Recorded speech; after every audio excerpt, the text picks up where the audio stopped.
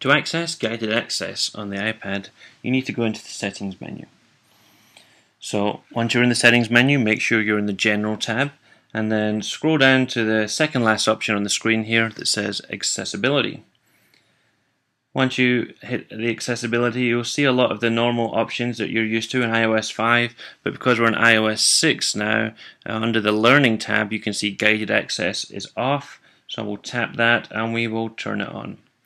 Got an option here to set a passcode. If I was working one-to-one with a student, I might not need that passcode because I would be there to supervise and see their actions.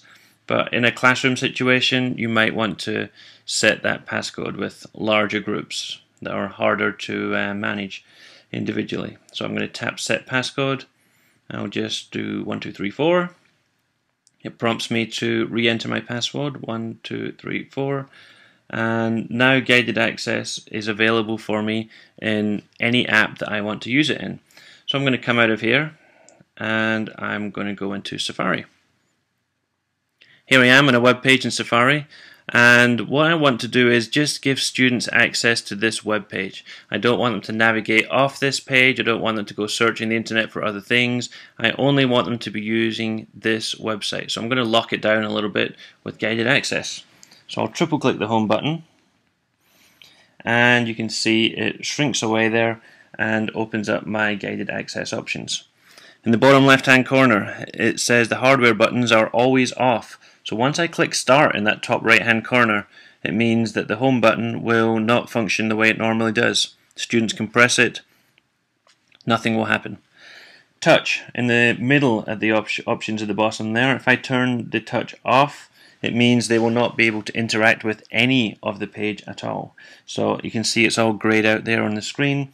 Nothing that resembles a touch will have any consequence on this web page right now. So I'll leave it on right now. That's going to be a little impractical. I don't want to lock down the whole website, just keep it on this one page. So what I can do is I can draw a circle around this top half here.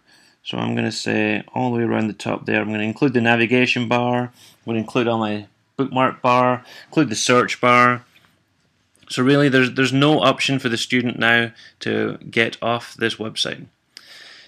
In the bottom right hand corner, the last option there is motion, and that includes whether you want the device to be able to turn from portrait to landscape. It's a bit like a lock rotation option, but it gives you the option to make sure that that is on and cannot be turned off.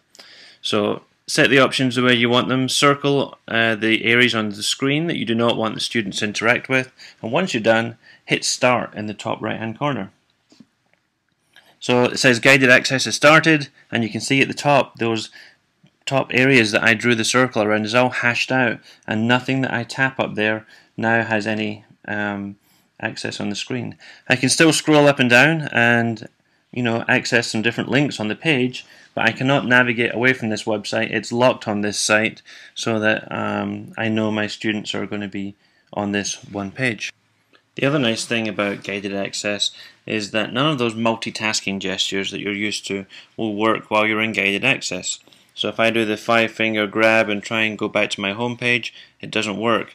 If I do the 4 fingers swipe left and right, it doesn't work. I can't move between apps. If I do the 4 fingers push up to try and get the multitasking bar, it doesn't work. I can't do any of those gestures on there, but that's good because I want to lock this down and make sure that students don't have access for leaving the app. So how do I turn it off? Well, I just do my triple click home button again, 1 2 3, and it asks me for the passcode. So I'll put my passcode in, and there I get the option in the top left hand corner to click end. Once I click end, it says guided access has ended. If I'm using these iPads again later with another class, the handy thing about guided access is that when you go back in again to turn it back on, it remembers the last area that you had marked off. So I could just hit start again without reselecting areas. So I'll click cancel on that, and now that we're out of guided access, I can just hit home and go back to my home screen. So there you go, a quick tour on how educators could use guided access in the classroom.